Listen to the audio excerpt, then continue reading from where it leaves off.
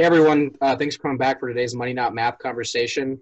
I appreciate my friend and colleague Ross Welte joining me. We were actually just kicking around some different ideas that we think about when it comes to comparing actual versus average rates of return, and kind of came to the conclusion that we should just record the conversation because we thought it was so interesting. So really, we're going to focus on the basics. We're not going to get into extreme depth like I know sometimes I like to do, and Ross probably gets a little annoyed with, but we're going to try to keep it. I like to do it too. What's that? I like to do it too. Yes, yes, we're both very analytical. But either way, I appreciate Ross. For anyone who knows me, actually probably has met him at some point. People that know me really well.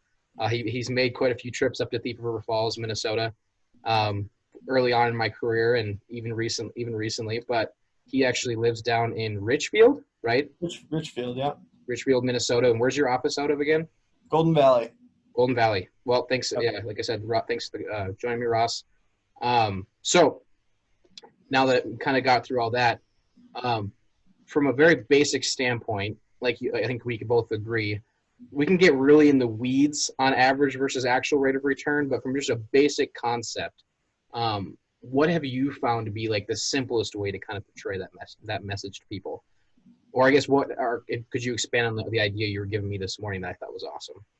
Yeah, I mean, I think it's just a really interesting thing when you hear a lot in the financial industry about, not even in the industry, but just in general from the public or around, what rates of return they should expect on their money. And that when they're doing calculations to figure out their future, they're applying an interest rate to it without really understanding what that rate means. And like you say all the time, I mean, money, not math. Your money doesn't necessarily act the same way as that math that you put on the spreadsheets does. So I think, like we were talking about earlier, I think the easiest way to demonstrate that is just really looking at an example, like a really simple example. Absolutely. So maybe I'll draw it out like we did earlier. That might be helpful. So can I share my screen, Drew?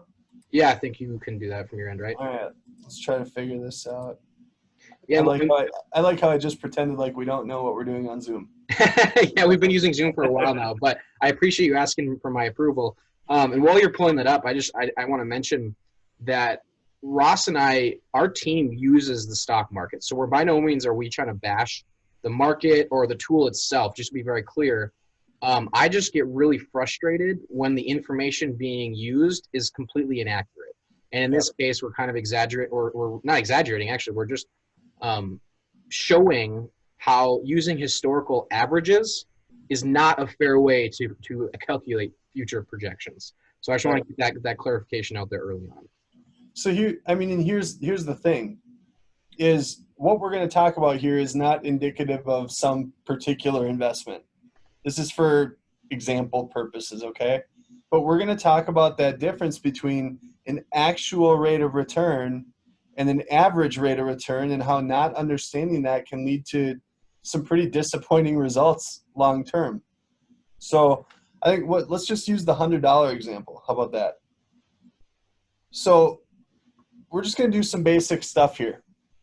If you had $100, and let's say you could put that $100 somewhere where it was going to earn 4% every year. So just straight up, it's going to earn 4% every year, actual rate of return, okay? And let's say you're going to do that for 30 years. Are we good there? Yep. So I'm going to put this, can you see this calculator okay, Drew? Yeah, our camera's covering a little bit, but I'll just move myself out of the way here. We're good to go. All right, see if I can make it a little bigger too. So if we just have $100 and we're going to earn 4% on that every year for 30 years, that leaves us with a future value at the end of that 30 years. We have $324.24. Okay, so that's pretty good. So this is an actual rate of return. And I think you'd agree, Drew, this is where some of the problems start, right? Because now let's say you're gonna start to try to make a plan based on this, okay? So you say, wow, I've got 30 years left, and for this person or for this particular example, that $100 grew to $324. And overall, over that 30 years, what that is a 220, we'll round a little bit, 224% rate of return, right? Over that full 30 years, 224%. So now someone might look at this and say, well, that's pretty good. What was my average rate of return over those years? Can I pause you for a second? Yeah.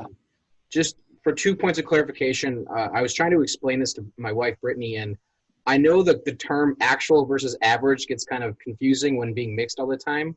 What we're trying to explain is that average can look like this. Actual is a linear number. It's the exact same every year, no matter what.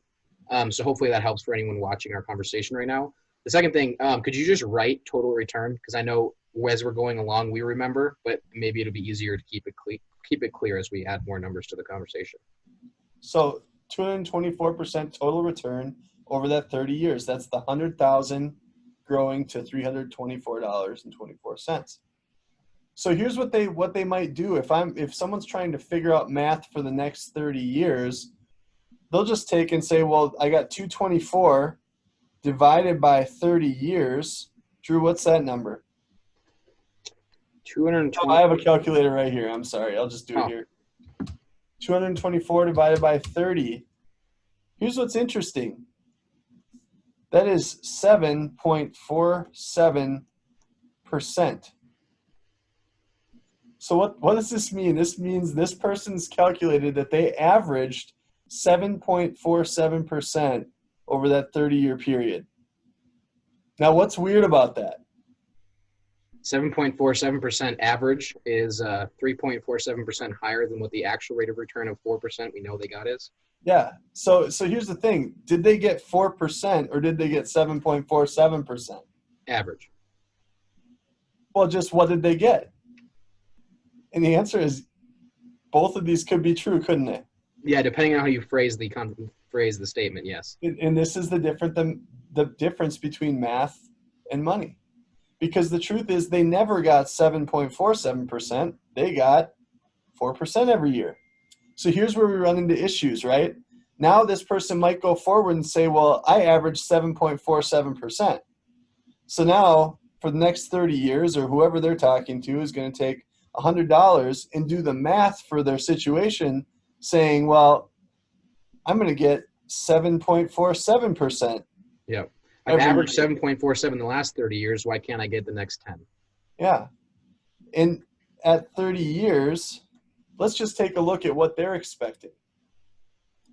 So we're just changing the interest rate to 7.47. So now they believe they're going to have $868.20 at the end of that 30 years. So think about this. And this is where it's kind of wild and it pays to spend a second on it. We know that this person got 4% every single year. Somehow at the end of that time, they looked back and calculated 7.47%. Average. And now they're going to use that to calculate forward and say, well, I must be getting 7.47%. So think about this. And we see this all the time, don't we, Drew? Yes. Imagine starting your retirement or starting your financial planning thinking you were going to have $868 when you got to retirement, and instead getting there and finding out you only have $324. What is that? 30-something percent? 324, I think it's like 37% of 868. Yeah. So imagine thinking, because you calculated based on averages instead of actual, imagine getting to retirement with 37% of what you thought you'd have. I mean, there's just this is something we see almost every day, isn't it?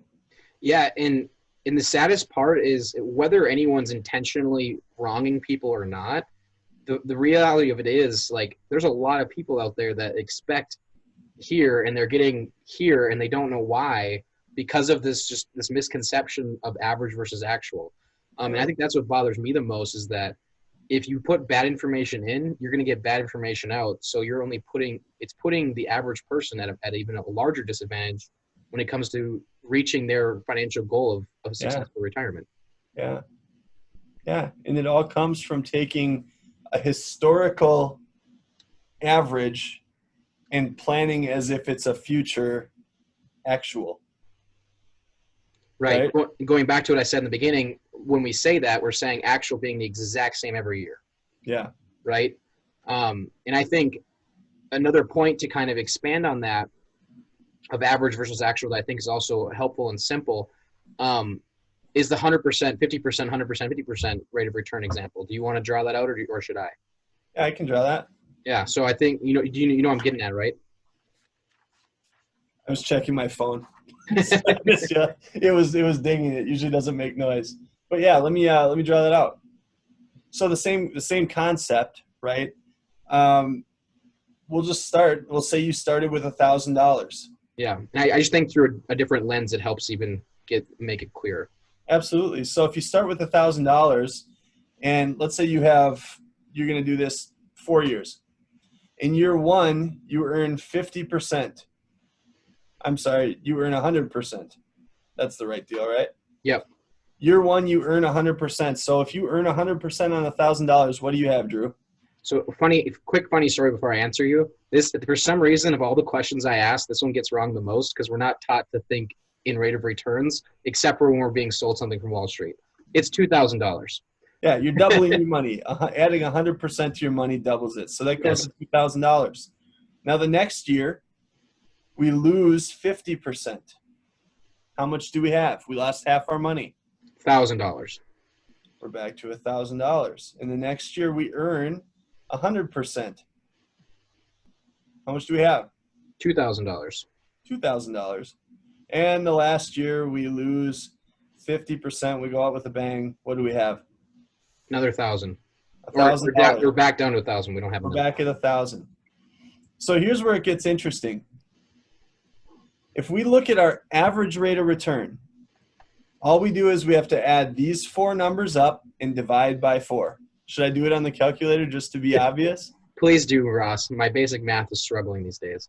So we have plus 100 minus 50 plus 100 minus 50. And that's 100.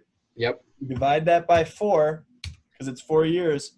Our average rate of return is 25%. 25% average rate of return, and that's not dishonest because that is the average. But what is our actual rate of return? How much did our $1,000 grow to? It grew to $1,000. So what's that as a rate of return? My math might be off. I think it's around 0%. 0% rate of return. Actual.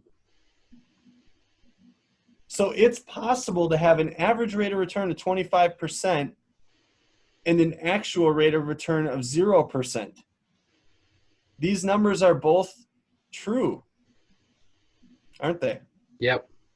And this is where it gets really difficult for planning. The only thing that matters is actual. So if you started with $1,000 and ended with $1,000, wouldn't you kind of want to slap somebody who tells you, yeah, but you averaged 25%? Well, I was gonna ask Ross, how easy would the conversation be every year, your annual reviews, if you could show everyone 25% average rate of returns? Oh, that'd be awesome. Never gonna They'd happen. be a little confused when they looked at the corner and saw they didn't gain any money. Yeah. And I mean, this all comes back to the fact that the rate of return has been so played up in the industry, and there are so many things that matter as much or more than the rate of return. Yep. You know, in your financial plan. So I don't know. I think this is a really good discussion to understand the difference here, and what you use in your planning and the numbers you use is going to make the biggest difference as to whether you're sorely disappointed or you get what you want. Absolutely. And would you agree that, we have to have some markers that we use for future planning, even though we understand nothing's perfect? We have to have some markers for what we're going to use for calculating. Absolutely. But we also have to do it in an understanding way that every situation is different. So when we look at historical averages, if you took a 20, 22, 25, 30, 35-year historical average of any market or index, it's going to look different. Mm-hmm. So that's where it can even get more confusing when trying to use historical averages for projecting out. Absolutely. So Historical averages have no bearing on the future actual. That's yeah, it. yeah, it's definitely an interesting it's an interesting thing that it's so simple, but it can completely wreck someone's plan. If you want to draw out your compounding curve, I know you like to show where someone hopes to get compared to where they end up at. I think it's always a Yeah, I mean, it all comes back to this. We all get one compound curve in our lifetime. I mean, you've been at this long enough. I've been at this long enough that we have a lot of conversations with people who, back when they started planning, figure that they'll retire because they'll be up here somewhere. And for the most part, we find a lot of people, and this is not a condemnation of anybody. This is just the truth of what we see is most people find themselves somewhere down here. And the problem is they don't know why. Yeah. See, and that's why we believe so much in education, isn't it? I mean, just helping us understand the consequences of the actions we take. And some of the actions we take are the numbers we use to calculate things, you know? Absolutely. So I guess I'll just ask you in your opinion, because you got in the business like what, a year before the '08 market crash? Not 2006, so just 2 years before that. So 2 years. So you've been in the business for 14 years now. In your opinion, what are the primary reasons you see? So we just listed average versus actual return, incorrect projections. But on top of that, what other reasons would you say are the primary ones for most people not reaching the pinnacle of their compounding interest versus ending up where they're actually at? You don't have to go into great depth, but if you just have, personal examples or experiences that you'd like to share quickly. Yeah, I mean, there's I don't know if I could share them all quickly, but there's if I had to boil it down to a couple things, one, it's the fact that most people haven't been made aware of their compound curve and the power of compounding in their financial life. And when I say that, I mean, most people spend a lot of time following, what seems right on the surface, but it's advice that ends up always pulling their money back off this curve and resetting the curve and pulling it off the curve and resetting the curve. And that probably requires more explanation than I'm giving it. But it means that every dollar a person has is the most powerful dollar that they'll ever have. And when that dollar leaves your life, it takes with it everything that it could have earned for you, right? And that's what we tend to discount the value of our dollars today. And that's one thing, and that's more of a kind of a big picture planning type thing. Yeah. But for the most part, it's just that nobody really gets to talk about why we save money in the first place and what the purpose is, right? Like, what's the purpose? It's not just to build a pile of money. What is it? Well, I think everyone's reason's different, but I can tell you mine personally. My goal is to be able to make enough money to support my family, but also be there with them as often as I possibly can. And I know with Brittany and I expecting our first child, there's not a dollar amount that sets that success, but there's definitely a balance of, all right, I'm working enough to pay for there's what they need, but I'm also home enough to experience their life events. And to me, that's my goal of making money. It's not a dollar. It's not a set figure. But what about in the context of like planning for, a lot of people are planning for retirement, right? Or financial independence or whatever. Is it really about having a big bucket of money, or is it about cash flow? I mean, I misunderstood what you're asking me. Yeah. Absolutely. I mean, that's why we save money, so that we can spend it one day. Yeah. Yeah. Right. Most people's goal, I don't think, is to save up as much money as they can to not spend. No.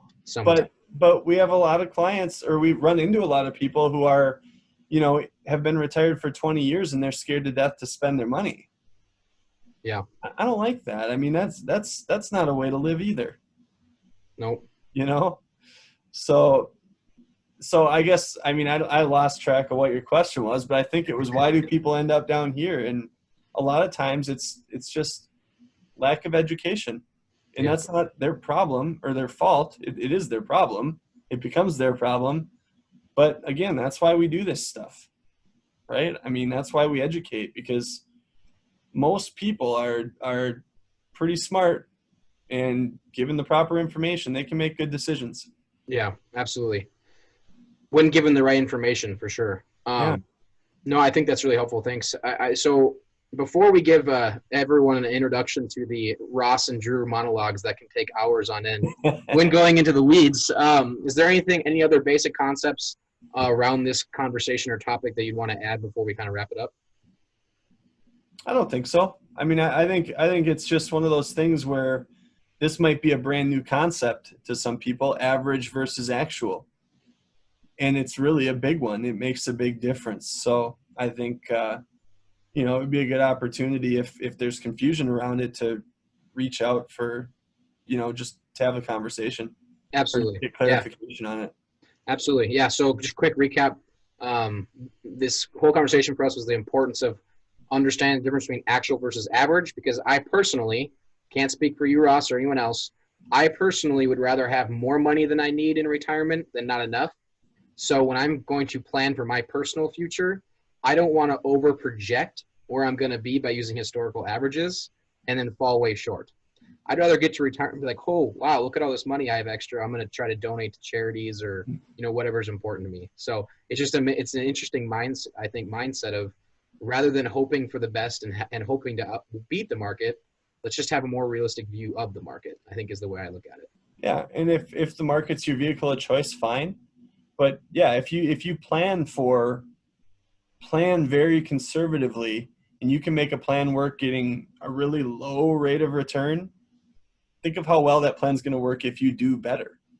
Yeah. I mean, so we always want to plan and try to be efficient. And look, if people can eliminate always resetting this curve, like start to learn how to still spend money. I mean, you still want to live, but how do we keep money from just leaving your life unknowingly and unnecessarily? Yep. Right? Because if you can do that, just not having it leave your life probably gives you a better chance at success than anything. Absolutely. There's not a whole lot of risk when you're just keeping money that would have left otherwise. Yeah, and it's kind of funny. I've never once had someone tell me their biggest fear is having too much money. Well, so, that's definitely not the case. Absolutely. But I think like you said, the most important thing, because you started, when you answer my question, you started going a different direction with it, but about the why, right? Like, this stuff's not about money at all. Nothing we do is about money. It's about enabling people to do the things they do or want to do with their life that have value if money didn't matter. Yeah. And that's what's powerful about this stuff. I'm not a history expert by any means, but I think it's absolutely fascinating that currency as a whole was introduced into our society as a way of trading goods for services. And at some point along the way, we were convinced that the currency was the goal. Yeah. In reality, isn't the currency still just the tool that allows us to get what we want? It's just an exchange of value, and it's true. The money is only as valuable as what it buys. Yeah, it's such an interesting concept, and goods and services are the measure of value, right? Yep, not absolutely. dollars. And I would actually argue happiness and how much something brings you happiness is the measure of value. Well, that's what determines the value, right? Think about that. I know we're not talking about this right now, but think of commerce, and think of dollars. Every transaction, and you think about creating wealth, like wealth does not just exist in dollars. Every transaction creates wealth. So think about this, Drew. Let's say here, look, I have a $1 million bill right here. Okay. It's not real, Ross? Can you spend it? It's not real. I wish it was. Actually, I have something written on it, but this one's $1 million bill. But let's just say this is let's say it's real. And let's say you have something that I want. Let's say you have a piece of property. A really awesome Gophers flag. A really awesome Gophers flag that I'm willing to part with $1 million to get from you, right? So if we both enter into that transaction and we both agree, what that means, and we do that transaction, that means that I value that flag more than this $1 million. And it means that you value this $1 million more than that flag, right? So when we make that transaction, aren't we both becoming more wealthy because Yes. we're both receiving more value than what we gave up? If the measure of wealth is your personal happiness, not what we've been sold it to be is a dollar amount. Well, it's value. It's Yep. whatever you value. So you value those dollars more than I value them, you know? Yep. Because that flag's worth more to me than this $1 million. But Yep. that's why when you see people spend money and you're like, why would they waste money on that? Well, maybe to them that's not a waste of money. Yep. You know, maybe to them they got wealthier by buying that. Yeah. And whoever sold it to them got wealthier by selling it. I mean, it's Absolutely. just an interesting concept. It's way off base of average versus actual, but I think it's important. I actually don't think it's way off. So I'm going to do a quick shout out to Simon Sinek here because I'm reading his book Start With Why, and it makes me think way more in depth than I normally would. But I think you actually just hit the nail on the head of why we're talking about average versus actual in the first place. Perfect. The whole, correct me if I'm wrong here, I know my analogies aren't always as clear as I want them to be, but the whole point of why we started talking about actual versus average is because our goal is to help other people reach their goal of whatever their perceived happiness is, right? So that is the value factor of we're not charging for that information, but hopefully that tidbit of information helps someone else get a better chance at reaching their goal. Sure. And not necessarily and we use numbers to do that, but that wasn't the whole, there wasn't a point, a specific numerical point to it, I guess you could say, which is kind of the funny thing for me saying that out loud, because as you know, I get way too in the weeds sometimes using numbers when realistically historical numbers don't actually predict the future. So interesting concept there. But yeah, wow, it's a now we're starting to sound way more philosophical than I think we're necessarily trained to be. But I definitely appreciate the conversation and bringing it all back to, the value of hopefully average versus actual helps people understanding what they're planning. Hopefully staying on the compounding curve, that's a profound example that I'm sure we could go into if we really wanted to. But overall, just understanding that whether, someone talks to you or talks to me or someone from our team or anyone else they trust, hopefully the goal isn't the amount of money being made or saved. The goal is how are we going to attain those goals or their personal goals that bring them value. The outcomes that are important to them. Yes. Thank you for cleaning that up. I like to use a lot more words than necessary. All right, Ross. You do like to do that. Yep. All right, Ross. Well, thanks. I appreciate your time. I'm sure I'll be talking to you again soon. Absolutely, Drew. You're the best. Thanks to everyone who I seriously mean that. Thanks, bud. I do. All right, man. I'll talk to you later.